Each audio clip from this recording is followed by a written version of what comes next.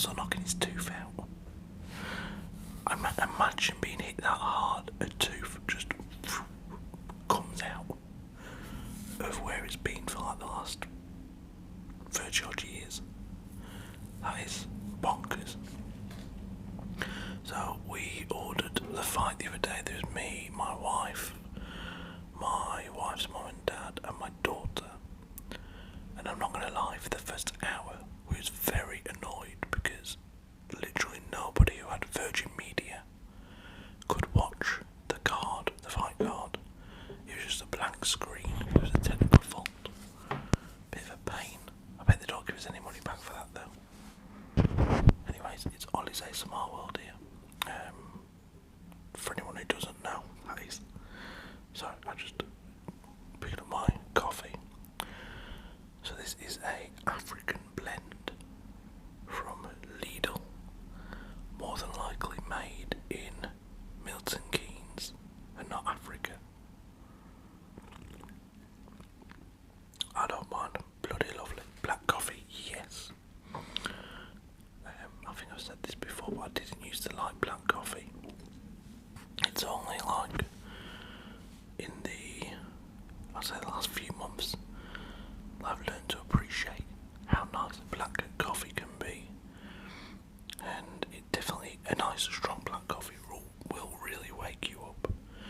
Like this morning, so I don't normally drink on a Sunday because I'm normally busy on a Monday, but because I got a slightly easier day today, I figured I'd have a few drinks last night with my lovely wife. Okay, a few turned into about 8. I woke up this morning and my alarm was going off. I was like, oh no. I was like, just turn the alarm off, go back to sleep. It's Sunday. My head was telling me it was Sunday and it was alright to go back to sleep. Thank Christ my wife, being the sensible one, gave me a nudge in the ribs and said, will you turn that bloody alarm off or get out of bed? And that's when I realised it was Monday. So black coffee sorted me out, woke me up a bit. But I'm getting to that point in my life, that my age anyway, where I have to, when I get up in the morning, I used to get up fresh as a daisy, do a bit of a workout when I had nothing better to do, or record video for here or whatever it was. I used to also, if I was watching a good programme, I'd take the chance whilst the wife was in bed to watch an episode of Game of Thrones, etc. Now I'm at that age where when I get up I need to go back to sleep, so I'll make a coffee, sit on my seat to the right here and put some ASMR on and have an extra half hour, and then I feel great after that. But anyways, moving swiftly along. Today's video, this is a last second decision. Like literally, I decided to do this about 10 seconds before I started the video. Yesterday it was announced, it's funny I'm about to say this, but they just advertised Man United Chelsea on the TV for Thursday at 7 PM. But yeah, it was announced yesterday by Thomas Tuchel that Antonio Rudiger would leave Chelsea at the end of the season. Now, I am not a Chelsea fan, and if he signed for United, I wouldn't mind that. Of course I wouldn't.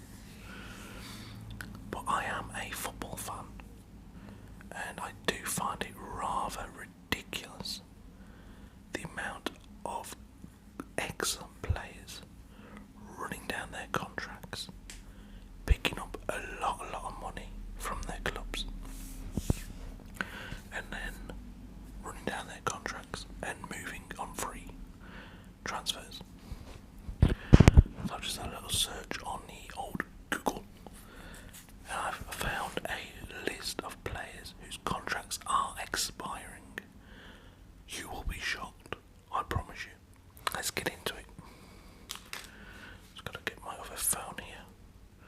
I am not joking, this phone is knackered. Like the screen plays up all the time. And I was walking the dog about an hour and a half ago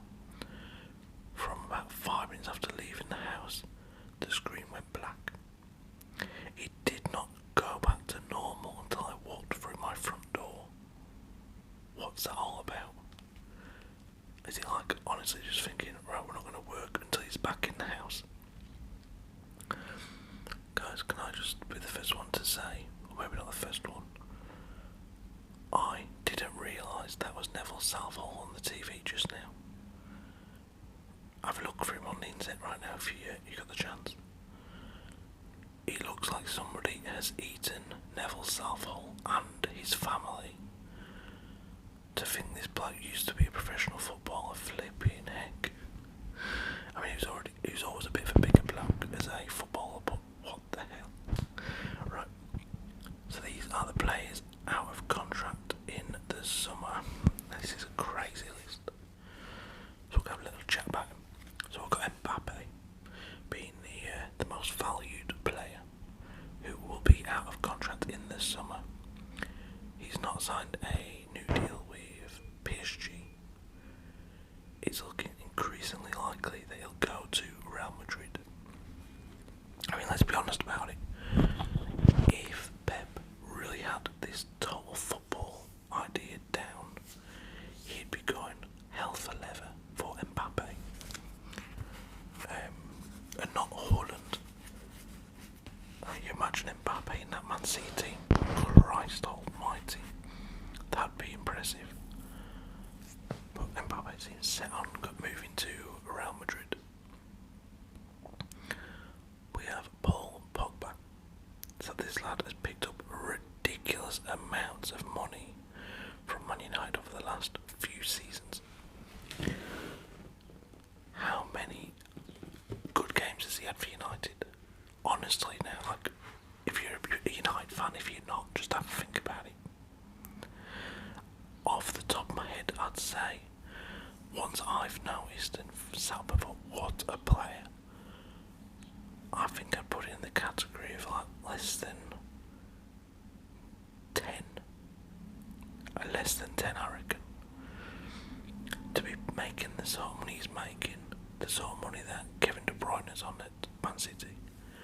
Now, Kevin De Bruyne has, let's say, 7 really good games. That's a lie, let's be honest. Okay, so let's say out of 10, you'll get maybe 4 really good games, 3 good games, and maybe 3 not so good.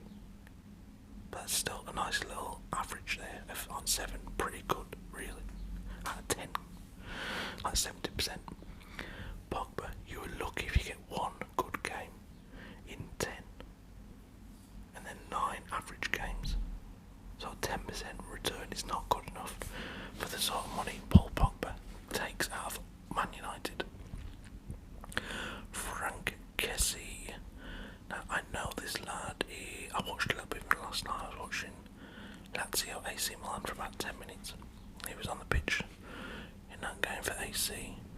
I know he signed a pre-contract agreement with Barcelona. And I'm thinking Barcelona could probably do with him right now because they cost me a bet last night. I had Barcelona to beat Rayo Vallecano and they lost at home. What's that all about? So yeah, Frank Kessie's on his way to Barca. We have Paulo Dybala. So this lad was talked about as being like amazing a couple of seasons ago, maybe 3 seasons ago, and he was pretty good. He's now available on a free transfer. Juve apparently had the chance to sell him to Tottenham, I think it's last summer, I think so, and they didn't for whatever reason. I'm not sure why. Maybe because they lost Ronaldo at the same time and didn't want to lose 2 players in a similar position in the same window. But now they face losing him for nothing. Do I think he's good enough for the Premier League? The little bits I've seen, no. I think it's potential. But I don't know if I'd want, like, I found out at the end of the season United was signing Dybala, who's going to be our main striker next season, I'd be slightly concerned if I'm being honest with you. Antonio Rudiger, who we mentioned at the beginning, his way out of Chelsea. Where will he go? Nobody knows. I mean, this man literally has the world at his feet. The footballing world. He has been linked with Real Madrid. I think I've seen Barcelona's name mentioned once or twice with Rudiger. He's been linked with Man United. He's been linked with Bayern Munich, Juventus, PSG, the biggest clubs in the world. Alright, maybe not Man United being the biggest club, but the others, yeah. I mean, he has the pick of any of them. That is crazy. I would not be surprised to see him at PSG, to be honest, with the Sergio Ramos deal looking like a bit of a flop at the minute. Do not be surprised to see Rudiger, or even at Bayern. That one wouldn't surprise me either. Right. Andreas Christensen, another Chelsea player, apparently on his way out. Tuchel's been quite vocal about this, saying we've spoken to Andreas, we've told him we want to stay, I think he's making a mistake leaving, etc, etc. I think because Chelsea has sort of continued to rumble on. I know they're in the Champions League now, but they were continuing, weren't they? And you know, they're in a cup final, aren't they? It's the FA Cup final they're in. It's been a little bit glossed over, the fact that they are in a mess and their owner is no longer their owner, and they will be sold at the end of the season, well, as soon as really. I'd seen the other day Lewis Hamilton could be part of a consortium buying Chelsea. Well, let's hope it goes better for Chelsea than it is in his F1 career at the minute, because this season he's doing terrible. He got lapped, didn't he? Yesterday I think it was, by Verstappen. What the hell? Anyway, yeah, so, I mean, to lose Christensen and Rudiger in the same window would be a massive blow for Chelsea.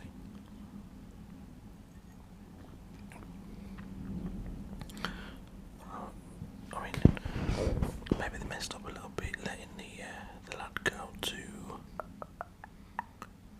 where did he go? AC Milan, what's his name? Oh, flipping heck, centre back. I can't remember off the top of my head. Maybe if they just loaned him, then they could have brought him back now, but he's there on a permanent, isn't he now?